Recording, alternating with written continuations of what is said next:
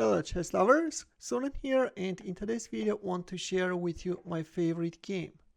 Earlier I have already shared it with you, but after I found some more information about it, decided that it would be good to take another look at it. This is German-American chess master Edward Lasker's Immortal game, which he played against British chess master George Alan Thomas. Alan Thomas was twice British chess champion, and what is interesting, he was also a 21-time All-England badminton champion. The game was played in 1912 in London. But before starting the game, first want to read how Lasker describes his trip to London. The trip across the English Channel from Boulogne to Folkestone was miserable. I was seasick, and when I arrived in London after a 2-hour train ride, I went directly to a hotel and to bed, although it was in the middle of the day. I woke up refreshed at about 4 o'clock, and the first thing I did was of course to seek out the famous City of London Chess Club. I found it, after considerable difficulty, in a tiny side street called Grocers' Hall Court, near the Bank of England. I was cordially received at the club. A member, Dr. Schumer, who spoke German, introduced me to all those present, but my ear was so little attuned to the English language that I did not really catch anyone's name.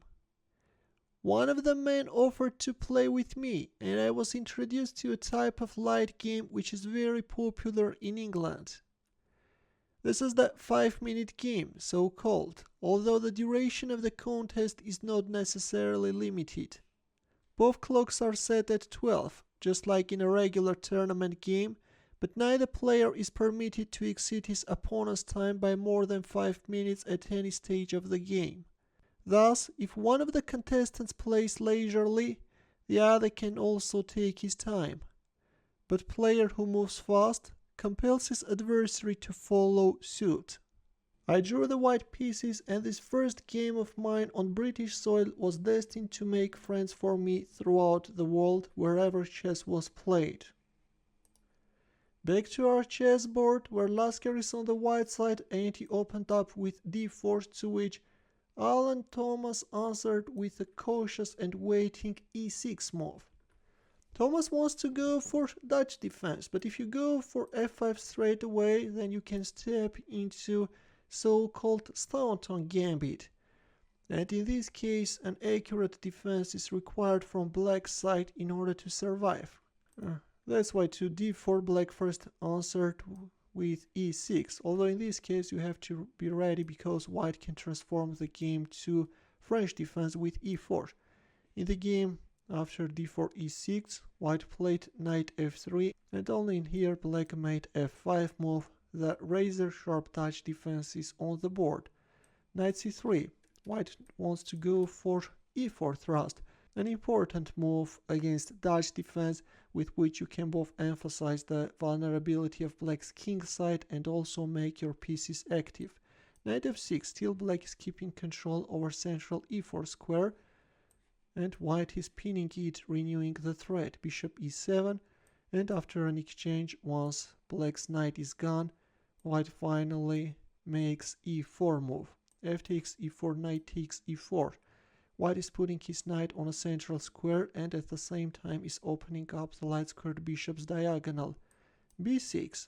Black wants to flank it to the light squared bishop, which is a standard idea in Dutch defense.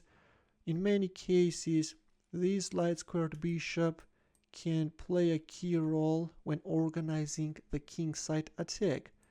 Knight e5. This time white is putting his kingside knight on a central square and at the same time is opening up the queen's diagonal.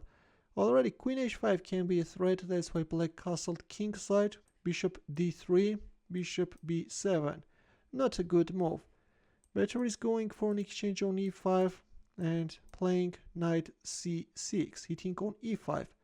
But in the game we see bishop b7. There comes queen h5 and already white is creating some serious threats. Black played queen e7, thinking that white's threat was knight takes f6 followed by queen takes h7. In this case already black can recapture with a pawn, and the 7th rank is successfully guarded. But white had something else in his mind, and after queen e7 he made one of the most famous moves in chess history. If you don't know about this combination, although I highly doubt, please pause the video and try to find the winning line for white. Ready? Look, by playing queen h5, white not only created, I don't know, knight f6 threat, but also knight g5 or queen takes h7 threat. And yeah, after queen e7, queen h7 was made, and this is actually my favorite queen sacrifice of all times. Here we go. The queen sacrifice is allowing white to pull out a brutal king hunt. Now if black king moves back, then a checkmate will follow. That's why black is forced to move his king towards white army, but there is no way out. All the time white pieces are chasing black king. King f4 g3 check, king f3 bishop e2 check. Lasker misses forced mate in 2.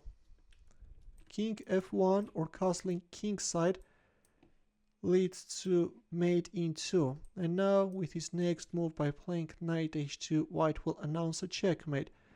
In the game we see bishop e2 check, king goes on g2, rook h2 check, king g1, and here white made a move with his king, opened up the first rank for the rook, gave a discovered check, and this is actually a checkmate. The rook, which was not participating in the attack, is finally joining it and is announcing a checkmate. In 1962, Edward Lasker published an article in Chess Life. He commented as follows on his choice of king d2 rather than castling queenside. Here is what he writes. Instead of checkmating with king queen 2, I could have done it by castling, which would perhaps have been more spectacular, as no player has ever been mated that way before, as far as I know. I actually considered castling, but the efficiency-minded engineer in me got the better of it, and I played king queen 2, which required moving only one piece. Strange, of course, that Lasker didn't know about Morphy's 1858 checkmate, which again he announced by castling. Anyways, here is another reference from Lasker's book Chess Secrets. I am sure none of the onlookers realized what a deep impression my opponent made on me. When, on being checkmated, he smiled and shook hands with me. He said, "This was very nice."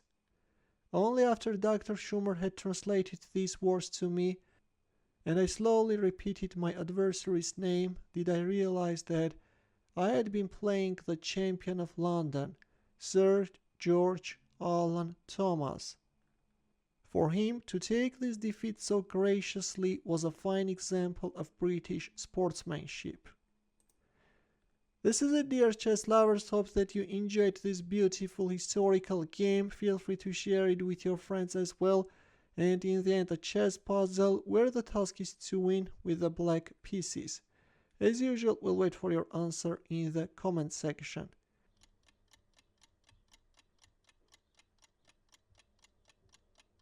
Thanks for watching. We'll see you in my next video.